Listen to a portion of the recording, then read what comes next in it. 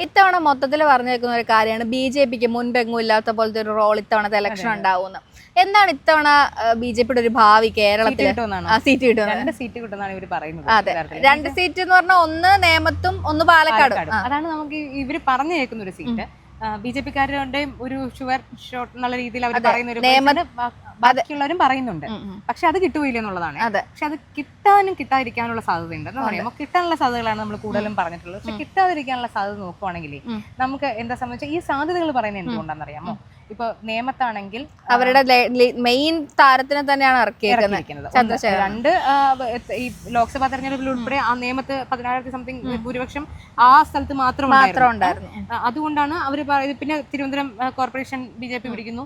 അങ്ങനെ പലതരത്തിലുള്ള ആത്മവിശ്വാസത്തിന് പല കാര്യങ്ങളുണ്ട്. പക്ഷെ കഴിഞ്ഞ തവണ ഇതേമാതിരി പറയാനുള്ള കാര്യം വെച്ചാൽ കുമ്മനം രാജശേഖരൻ കഴിഞ്ഞ തവണ മത്സരിച്ചിട്ട് വി ശിവൻകുട്ടിയിൽ നിന്നും 3000 സംതിങ് വോട്ടിന്റെ ജയിച്ചു പോകുന്നത് 3400 സംതിങ് വോട്ടിനാണ് ജയിച്ചു പോകുന്നത്. അപ്പോൾ ഇത്തവണ പക്ഷെ അതുകൊണ്ട് ഉറപ്പായിട്ടും രാജീവ് ചന്ദ്രശേഖർ ഇറങ്ങിക്കഴിഞ്ഞാൽ നിയമം പിടിക്കും എന്ന് വന്നിട്ടാണ് ഇവർ നിൽക്കുന്നത്. പക്ഷെ അതിനകത്ത് പക്ഷേ 2-3 ഘടകങ്ങൾ ബാധിക്കുന്നു എനിക്ക് തോന്നുന്നത്. അതിനകത്ത് പ്രധാനപ്പെട്ട കാര്യം എന്ന് പറഞ്ഞു കഴിഞ്ഞാൽ ഇപ്പോൾ വി ശിവൻകുട്ടി LDFന്റെ സ്ഥാനാർത്ഥി നിൽക്കുന്നു. UDF കഴിഞ്ഞ തവണ ശരിക്കും അല്പം, പക്ഷെ ബി ശിവൻകുട്ടി എന്ന് പറയുന്നത് ഏറ്റവും നല്ല മന്ത്രി എന്നുള്ള രീതിയിലൊക്കെ അതുണ്ട്. പക്ഷെ ഇതിനകത്ത് എവിടെ വരാൻ പോകുന്ന പ്രശ്നം വെച്ചാൽ അങ്ങനെ കിട്ടുകയാണെങ്കിൽ ആ രീതിയിൽ നമുക്കൊരു മുന്നേറ്റം പ്രതീക്ഷിക്കാം. പക്ഷെ അപ്പൊ തന്നെ ആന്റി ഇൻകംബൻസി എന്ന് പറഞ്ഞിട്ടുള്ള രീതിയിൽ വലിയ തോതിൽ സത്യത്തിൽ തുടർന്ന് വന്ന ഉപതെരഞ്ഞെടുപ്പിലും പാർലമെന്റ് തെരഞ്ഞെടുപ്പിലും തദ്ദേശ തെരഞ്ഞെടുപ്പിലും ഒക്കെ നമ്മൾ ആ ഫാക്ടർ മാറാനുള്ള ഒരു സാധ്യതയൊന്നും ഈ നിയമസഭ പ്രത്യേകിച്ച് ഒരു മാജിക് ഒന്നും അതിന്റെ ഇടയ്ക്ക് സംഭവിച്ചിട്ടില്ല.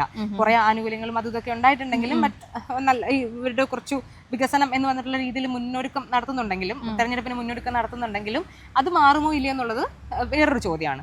പക്ഷെ അതിനകത്തൊരു ഫാക്ടർ എന്ന് വെച്ച് കഴിഞ്ഞാൽ കഴിഞ്ഞ തവണ മുരളീധരനാണ് വിജയിച്ചത് നേമത്ത്.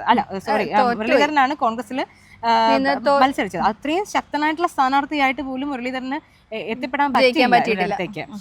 ജയിക്കാൻ പറ്റില്ല നമുക്ക് എത്തിപ്പെടാൻ പോലും പറ്റില്ല എന്നുള്ളതാണ്. അപ്പോൾ പക്ഷെ ഇത്തവണ അതിനകത്ത് എന്താ സംഭവിക്കുന്നതെന്ന് വെച്ച് കഴിഞ്ഞാൽ ഞാൻ മനസ്സിലാക്കുന്ന ഒരു കാര്യം, രാജീവ് ചന്ദ്രശേഖർ അവിടെ നിൽക്കുന്നു. ബി.ജെ.പിയുടെ പ്രശ്നം എന്ന് വെച്ചാൽ ബി.ജെ.പി ഈ 2 സീറ്റിലും ഇപ്പൊ നോക്കുന്ന 2 സീറ്റിലും മത്സരിക്കുക. ബി.ജെ.പിയുടെ ഒരു പ്രശ്നം എന്ന് വെച്ച് കഴിഞ്ഞാൽ ത്രികോണ മത്സരം നടത്തിയാൽ മാത്രമേ ബി.ജെ.പിക്ക് മുന്നോട്ട് പോകാം. LDF UDF മാത്രം നിൽക്കുന്ന മണ്ഡലങ്ങളിൽ അവർക്ക് ബലമുള്ള മണ്ഡലങ്ങളിൽ അവർ തമ്മിൽ പോരാടി കഴിഞ്ഞാൽ അവർക്ക് ജയിക്കാം. പക്ഷെ ബി.ജെ.പിയുടെ സംബന്ധിച്ച് ഏറ്റവും വലിയ വെല്ലുവിളി എന്ന് പറഞ്ഞാൽ ത്രികോണ മത്സരം നടത്തി മാത്രമേ ഇവർക്ക് മുന്നോട്ട് വരാൻ പറ്റൂ. അതായത് നിയമമണ്ഡലത്തെ സംബന്ധിച്ചൊരു 40,000 വോട്ട് ആര് പിടിക്കുമോ അവർക്ക് വേണമെങ്കിൽ ജയിക്കാം. കാരണം അത്രയെങ്കിലും വോട്ട് പിടിക്കുന്നവർക്ക് വേണമെങ്കിൽ, കാരണം 3 ശക്തമായിട്ട് നിൽക്കുകയാണെങ്കിൽ. പക്ഷേ ഈ ത്രികോണ മത്സരം നടത്തി മാത്രമേ വരാൻ പറ്റുള്ളൂ എന്ന് പറയുമ്പോൾ എത്ര വരും ബി.ജെ.പി വോട്ടുകൾ എന്നുള്ളതാണ്. അതായത് ഇപ്പോൾ തദ്ദേശ തെരഞ്ഞെടുപ്പിന്റെ ഇത് വെച്ച് നമുക്ക് നിയമസഭ അളക്കാൻ പറ്റില്ല, ലോക്സഭ പോലും നമുക്ക് വേണമെങ്കിൽ അളക്കാൻ പറ്റില്ല. കാരണം ലോക്സഭ എല്ലാം ഈ മറ്റേ കേന്ദ്രത്തിലേക്കുള്ളതാണല്ലോ. സംസ്ഥാനത്തേക്ക് വരുമ്പോൾ പല ഫാക്ടറുകൾ അവിടെ വരും. അപ്പോൾ ശിവൻകുട്ടി കഴിഞ്ഞ തവണ കഷ്ടിച്ച് രക്ഷപ്പെടുന്നു. അത് 3000 സംതിങ് വോട്ടിന് രക്ഷപ്പെടുന്നു.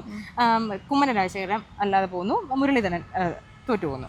ഇത്ര സംഭവിക്കുന്നത്. ഇപ്പൊ വരുന്നത് ശബരിനാഥാണ്. മുരളീധരനെ പോലെ അല്ലെങ്കിലും ശക്തനായിട്ടുള്ള ഒരു കാൻഡിഡേറ്റാണ്. വി ശിവൻകുട്ടിയെ പോലെ ശക്തനായിട്ടുള്ള ഒരു മന്ത്രിയും കാൻഡിഡേറ്റുമാണ് LDFിൽ നിൽക്കുന്നത്. രാജീവ് ചന്ദ്രശേഖർ ഇപ്പുറത്ത് വരാമെന്ന്. അപ്പോൾ ഇതിനകത്ത് ഒരാൾക്ക് ജയിക്കണമെങ്കിൽ എന്ത് വേണം? അവരുടേതായിട്ടുള്ള വോട്ടുകൾ കിട്ടി പ്ലസ് കൂടെ കിട്ടണം, അല്ലേ? ത്രികോണ മത്സരം നടക്കുന്ന സ്ഥലങ്ങളിൽ അങ്ങനെയായിരിക്കും സ്വാഭാവികമായിട്ട്. അതായത് LDFിൻ്റെതായിട്ടുള്ള വോട്ടുകൾ കഴിഞ്ഞ തവണ ശിവൻകുട്ടി സമാഹരിച്ചിരുന്നു. നമ്മുടെ മുരളീധരൻ വന്ന് നിൽക്കുമ്പോൾ മുരളീധരൻ അയാൾക്കിതായിട്ടുള്ള കോൺഗ്രസും അതുമായി ബന്ധപ്പെട്ട വോട്ടുകൾ പുള്ളിയും നേടിയിരുന്നു. പിന്നെയാണ് ബി.ജെ.പി വോട്ടുകളും എക്സ്ട്രാ വോട്ടുകളും കുമ്മനവും നേടുന്നു. അപ്പൊ ഇപ്പൊ നിൽക്കുമ്പോൾ ശിവൻകുട്ടിക്ക് ഒരു വെല്ലുവിളി നിൽക്കുന്നത്, ശിവൻകുട്ടിക്ക് ഈ ആന്റി ഇൻകംബൻസി എത്ര വർക്ക് ചെയ്യും എന്നുള്ളൊരു പ്രശ്നം നിലനിൽക്കുന്നുണ്ട്. സർക്കാർ വിരുദ്ധ തരംഗം ഭരണവിരുദ്ധ തരംഗം ഉണ്ടാവുകയാണെങ്കിൽ ഈ ശിവൻകുട്ടിക്ക് കഴിഞ്ഞ തവണ കിട്ടിയിട്ടുള്ള വോട്ടുകളില്ലേ എക്സ്ട്രാ ആയിട്ട്, അതായത് അവരുടെ പാർട്ടി വോട്ടുകളല്ലാതെ പാർട്ടി വോട്ടുകൾ ഉൾപ്പെടെ ശിവൻകുട്ടിക്ക് സപ്പോർട്ടായിട്ട് ചെയ്ത വോട്ടുകൾ എങ്ങോട്ട് പോകും എന്നുള്ളതിനെ ആശ്രയിച്ചിരിക്കും അവിടുത്തെ മത്സരഫലം. അതായത് ഇത് ടൈറ്റ് ആയിട്ടുള്ള ത്രികോണ മത്സരം എന്ന് പറയുമ്പോൾ രാജീവ് ചന്ദ്രശേഖരേക്ക് അത് പോവുകയാണെങ്കിൽ രാജീവ് ചന്ദ്രശേഖർ ആയിരിക്കും ചാൻസ്. പക്ഷേ ഇപ്പോ നമ്മുടെ ശബരിനാഥിലേക്കാണ് അത് പോകുന്നതെങ്കിൽ ശബരിനാഥും കയറി പോരാനുള്ള സാധ്യതയുണ്ട്. അതായത് അപ്പം അവിടെ ബി.ജെ.പി പിടിക്കും എന്ന് പറഞ്ഞിട്ട് നമുക്ക് ഉറപ്പിച്ച് പറയാൻ പറ്റുന്ന മണ്ഡലമല്ല ബേസിക്കലി. ഇതുപോലെ തന്നെയുള്ള സാധ്യതയാണ് പാലക്കാടും. ശോഭ രസത്തിനെതിരെ എനിക്ക് തോന്നുന്നു 2016 അതിനുശേഷം ബി.ജെ.പി 2ാം സ്ഥാനത്തേ വന്നിട്ടുള്ളൂ. അവിടെ ബി.ജെ.പി 2ാം സ്ഥാനത്താണ് അവിടെ അന്ന് മുതൽ. പക്ഷേ അപ്പൊ പോലും 2016 ശോഭ സുരേന്ദ്രൻ പിടിച്ച വോട്ട് 40,000 സംതിങ് വോട്ടുകളായിരുന്നു. അപ്പോൾ ആ വോട്ടുകളില്ലേ അത് ചിലപ്പോൾ അവിടുത്തെ BJP വോട്ടുകളായിരിക്കാം. അപ്പൊ അങ്ങനെയാണെങ്കിൽ ഇപ്പോൾ LDF സ്ഥാനാർത്ഥിയും കുഴപ്പമില്ലാത്തൊരു സ്ഥാനാർത്ഥിയാണ്, തീരെ ശക്തനല്ല എന്ന് പറയാൻ പറ്റുന്ന ഒരു സ്ഥാനാർത്ഥിയല്ല. രമേശ് പിഷാരടി കോൺഗ്രസിന്റെ സ്ഥാനാർത്ഥിയുടെ ഭാഗത്തായിട്ടുണ്ട്. അപ്പൊ പിന്നെയുള്ള വോട്ടുകൾ എങ്ങോട്ട് പോകുന്നു എന്നുള്ളതിലായിരിക്കും അവിടുത്തെ. അത് BJPക്ക് ഇത്ര വോട്ടുകളെ ഉണ്ടാവുള്ളൂ, പ്ലസ് ആരുടെ ഭാഗത്തുനിന്ന് ഏത് വോട്ടുകൾ ആർക്ക് കിട്ടുന്നു എന്നുള്ളതനുസരിച്ചിരിക്കും അവിടെയും ഫലം. പക്ഷെ ഞാൻ മനസ്സിലാക്കുന്ന ഒരു കാര്യം, BJPക്ക് സാധ്യതയുള്ള വേറെ 2 മണ്ഡലങ്ങൾ നമ്മൾ അതിനെ ശ്രദ്ധിക്കാതെ. ഒന്ന് കഴക്കൂട്ടം ശരിക്കും നമ്മൾ ശ്രദ്ധിക്കേണ്ട ഒരു മണ്ഡലമാണ്. മറ്റൊന്ന് കെ സുരേന്ദ്രൻ മത്സരിക്കുന്ന മഞ്ചേശ്വരം. എപ്പോഴും അറിയാലോ, 2016 കമ്പിനും ചുണ്ടിനും ഇടയിൽ നഷ്ടപ്പെട്ട വോട്ടുകൾക്കാണ് തോറ്റുപോയത്. ഇതിനു മുമ്പ് അദ്ദേഹം ചെറിയ വോട്ടിന് തോറ്റ തവണത്തെ തെരഞ്ഞെടുപ്പിനും 745. അത് ഇത്ര വലിയ മറ്റേ കുറവൊന്നുമല്ല. ഒന്ന് അങ്ങോട്ട് മാറിയാൽ കിട്ടാവുന്ന. അത് ഇത്തവണ ആ കപ്പിൽ മുത്താൻ പറ്റുമോ ഇല്ല എന്നുള്ളത് മാത്രമാണ് ഒരു ചോദ്യം നിൽക്കുന്നത്. ഒരു പക്ഷേ മഞ്ചേശ്വരത്ത് കെ സുരേന്ദ്രൻ ജയിക്കാനുള്ള ഒരു സാധ്യത ഇത്തവണയെങ്കിലും ഈ ഇത്തരം ചെറിയ ഭൂരിപക്ഷമാണല്ലോ. അപ്പൊ അങ്ങനെ നിലനിൽക്കുമ്പോൾ മറ്റു സ്ഥാനാർത്ഥികളെ നോക്കുന്ന ഒരു സാഹചര്യത്തിൽ കെ സുരേന്ദ്രൻ ഒരു പക്ഷേ ജയിച്ചു പോയേക്കാം.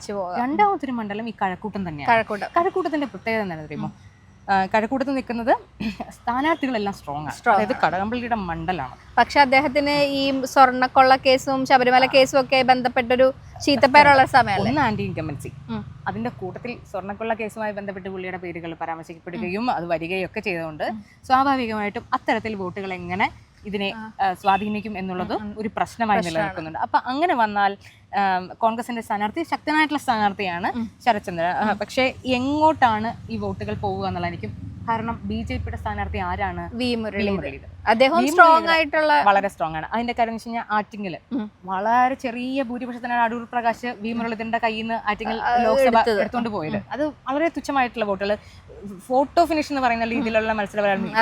ഇപ്പൊ ജയിക്കും ആര് ജയിക്കും ഇങ്ങനെ മാറി മറിയുന്ന ഒരു ഫലത്തിൽ നിന്ന് അവസാനം അടൂർ പ്രകാശ് വളരെ ചുരുങ്ങിയ ഭൂരിപക്ഷത്തിന് 1000 താഴെയുള്ള ഭൂരിപക്ഷത്തിന് ആറ്റിങ്ങൽ മണ്ഡലം പിടിക്കുകയായിരുന്നു. അപ്പോൾ എന്താ സംഭവം എന്ന് വെച്ച് കഴിഞ്ഞാൽ വി മുരളീധരനാണ് അവിടെ BJP സ്ഥാനാർത്ഥി NDA സ്ഥാനാർത്ഥിയായിട്ട് മത്സരിക്കുന്നത്. കൃത്യമായ ഒരു BJP സ്ഥാനാർത്ഥി ഇട്ടിട്ട് ആ മണ്ഡലം, അപ്പൊ ഈ കഴക്കൂട്ടത്താണ് ഓൾറെഡി കഴിഞ്ഞ നിയമസഭാ തെരഞ്ഞെടുപ്പിൽ ഉൾപ്പെടെ കഴക്കൂട്ടം രണ്ടാമത് നിൽക്കുന്ന മണ്ഡലമാണ്. അതായത് BJP രണ്ടാമത് നിൽക്കുന്ന മണ്ഡലമാണ്. കടകംപള്ളി കഴിഞ്ഞാൽ രണ്ടാമത് നിൽക്കുന്നത് BJP ആണ്. മനസ്സിലായില്ലേ? LDF രണ്ടാം സ്ഥാനത്ത് കഴക്കൂട്ടാണ്. അത് തിരുവനന്തപുരത്ത് 4 മണ്ഡലങ്ങളിൽ ഒന്ന് കഴക്കൂട്ട മണ്ഡലമാണ് BJP രണ്ടാം സ്ഥാനത്തുള്ളത്. അപ്പൊ കഴക്കൂട്ട മണ്ഡലമാണ് യഥാർത്ഥത്തിൽ അങ്ങനത്തെ ഒരു തരത്തിലുള്ള വലിയ മത്സരം നടക്കാൻ സാധ്യതയും, നടന്നാൽ ഏതെങ്കിലും തരത്തിൽ, കാരണം വി മുരളീധരനെ ജയിക്കാനും സാധ്യതയുള്ള ഒരു മണ്ഡലം യഥാർത്ഥത്തിൽ കഴക്കൂട്ടാണെന്നാണ് എനിക്ക് ഇപ്പോഴത്തെ ഒരു പ്രാഥമിക വിലയിരുത്തൽ നമുക്ക് മനസ്സിലാക്കാൻ കഴിയുന്നത്.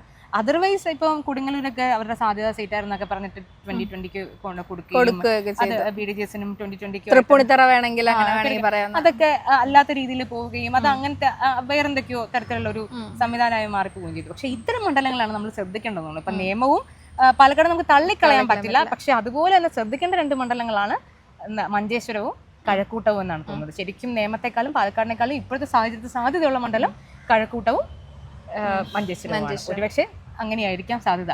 എന്തായാലും അക്കൗണ്ട് തുറക്കുമോ, ഒരു തവണ അക്കൗണ്ട് തുറന്നത് കൂട്ടിച്ചതാണ് നിയമത്ത്. ഇനി അക്കൗണ്ട് തുറക്കുമോ ഇല്ല എന്നുള്ളതാണ് നമുക്ക് കാത്തിരുന്ന് കാണാനുള്ള സംഭവം.